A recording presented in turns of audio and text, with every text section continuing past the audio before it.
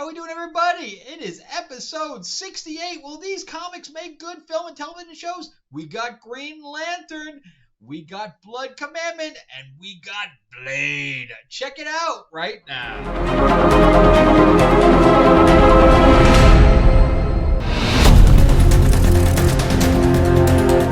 Thank you so much for joining me back at the channel to hear my tirades about movies and comics.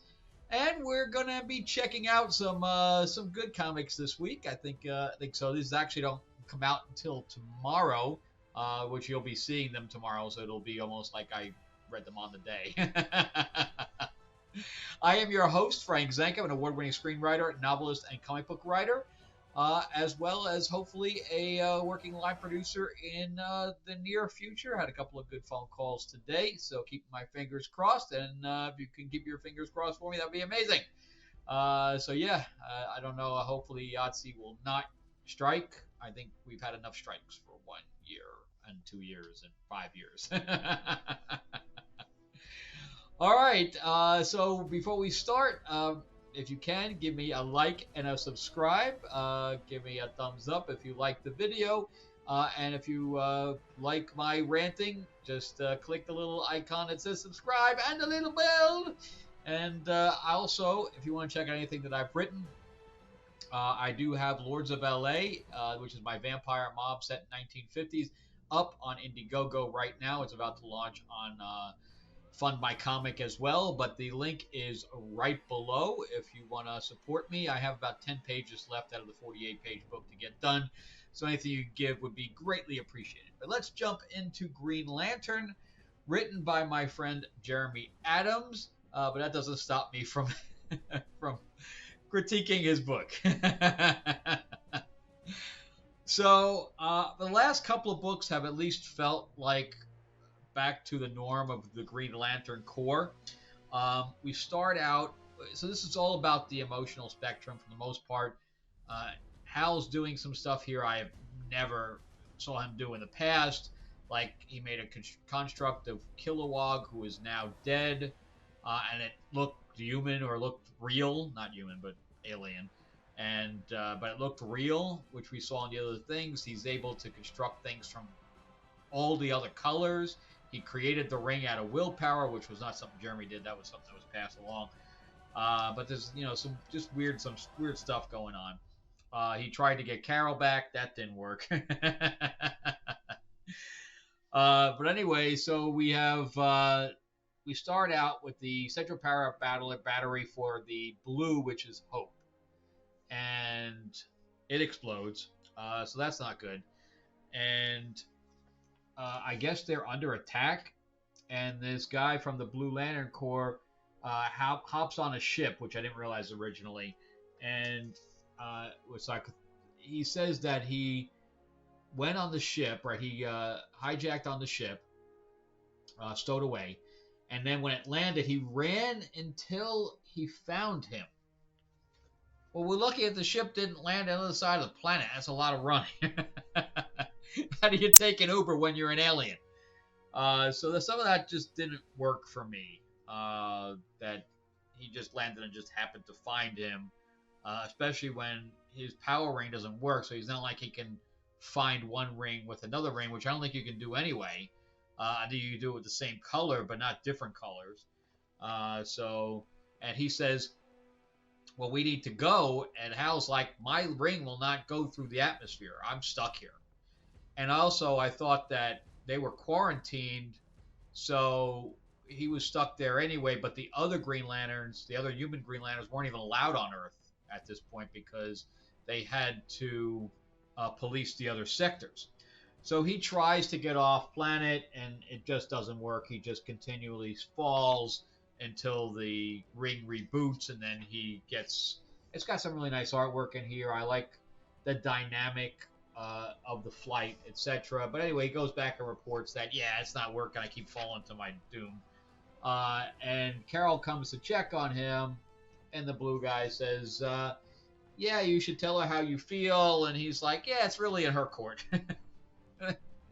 which is something Hal would say. I get that. But I think it was funny. So anyway, they decide to go fly to someone. He doesn't say who it is that will help them try to get off planet to see what's wrong with the ring, etc. And it ends up being Madame Xanadu, which is weird that Hal would go to somebody magical. That's not really in his wheelhouse, but I appreciate seeing Madame Xanadu again anyway. And she tells him that there's a where he found the ring or where he constructed the ring. That's where the power is to help him get off world, and which is interesting. So she kind of used almost like a scry type of thing. So okay, it kind of works. And then she says, "Oh, something's outside," and I don't know if they went outside or they just blew the doors off the hinges because it looks like there's a lot of debris there. But you have those three guys there that are all animal beings or whatever else. And they're like, well, we're going to take this guy in. And he's like, yeah, I don't think so.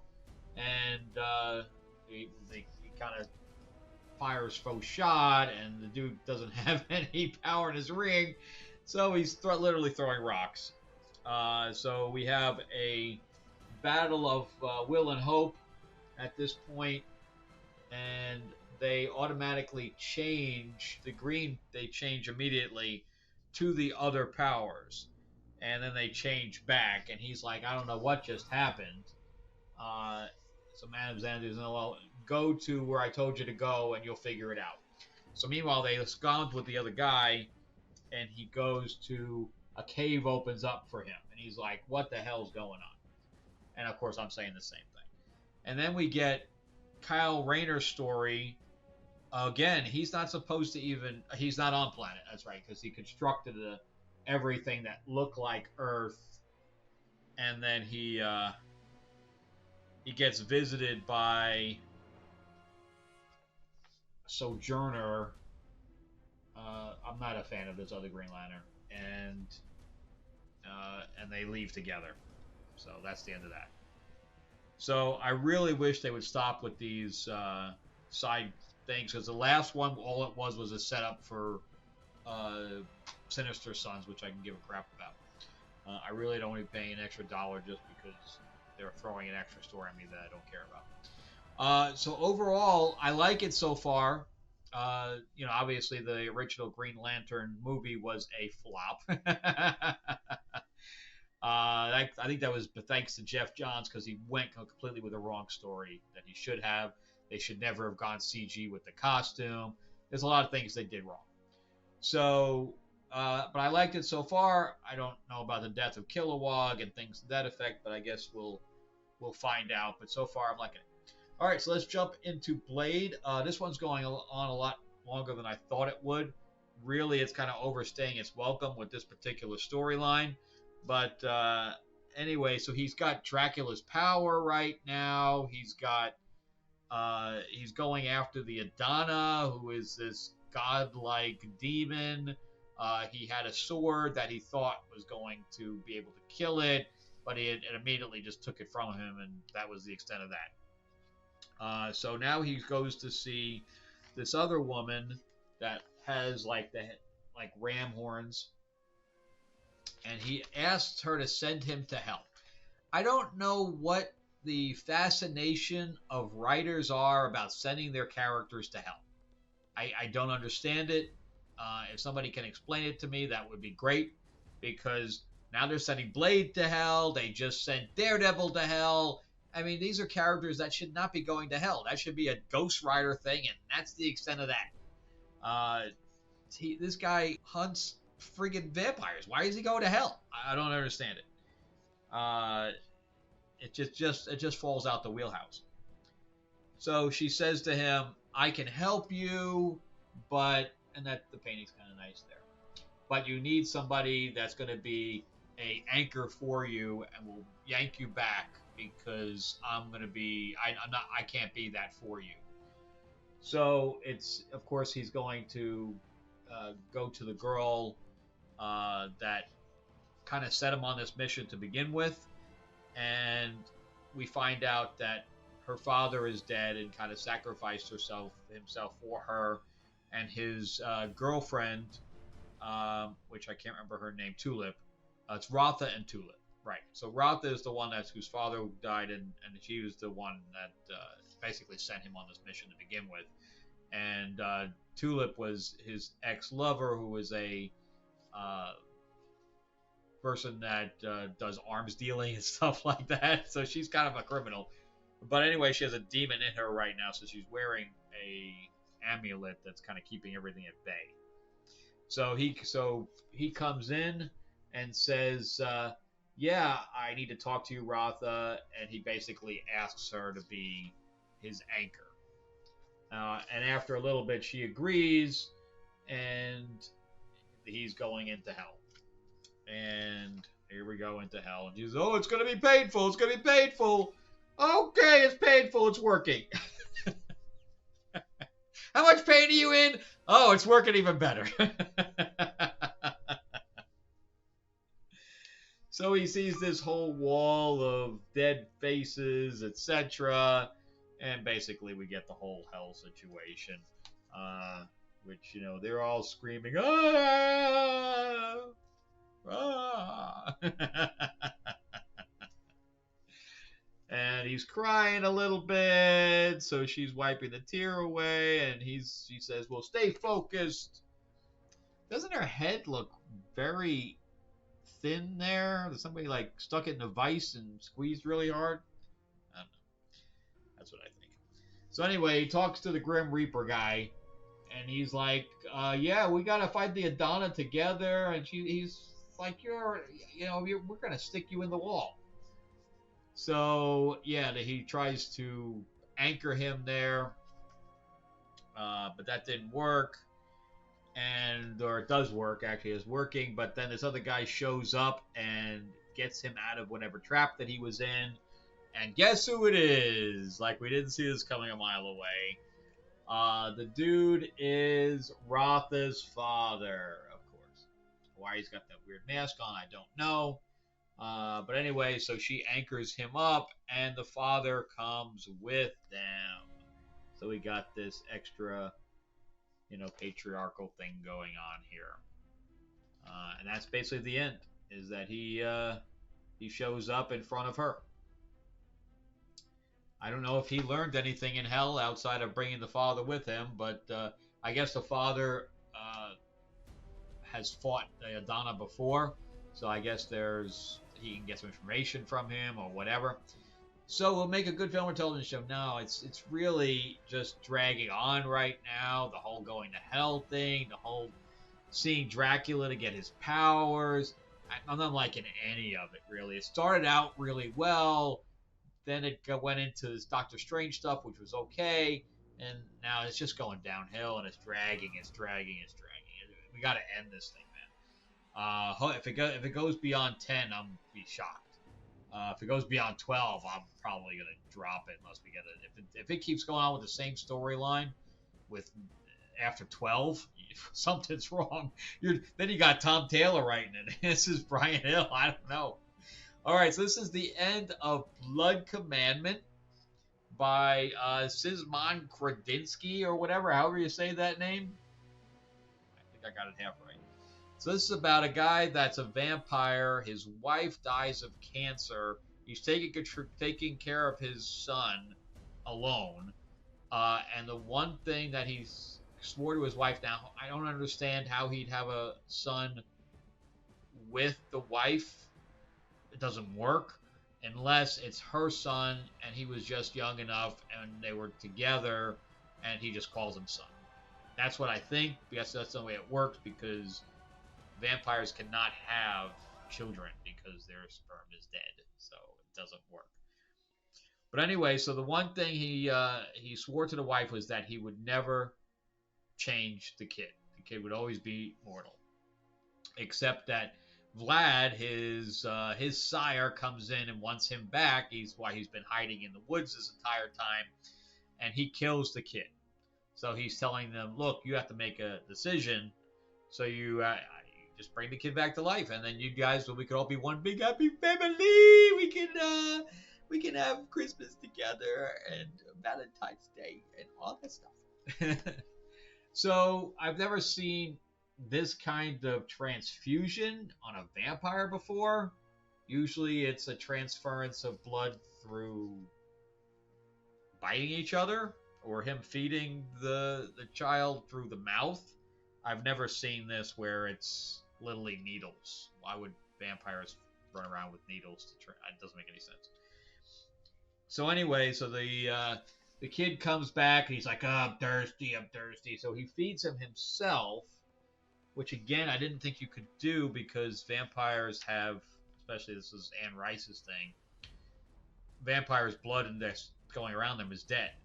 That's why they continually have to infuse more blood because they need living thing. They need living blood to infuse to keep them living. And so going off him. Now the artwork's really decent here, and it kind of works for this. And of course, he's feeling really guilty right now, but he's got a plan because I guess the story with this is if you kill your sire, then you become human. And I think he's deciding that if he dies, then his kid will turn back into human. So I don't think it would work that way because he's dead. So he would just turn to ash, right? Because he was dead. As a lot of things I did not understand here.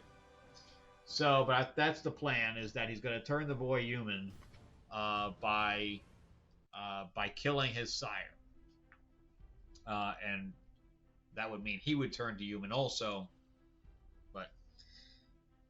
And I like all the red in here because it's only, got two colors throughout this whole thing. But it's really, really dialogue heavy here where he's telling him, oh, I saved you. And he's going, no, you made me your slave. No, we're the people that are going to take over the planet. And look, it's back and forth with that regular trope type dialogue.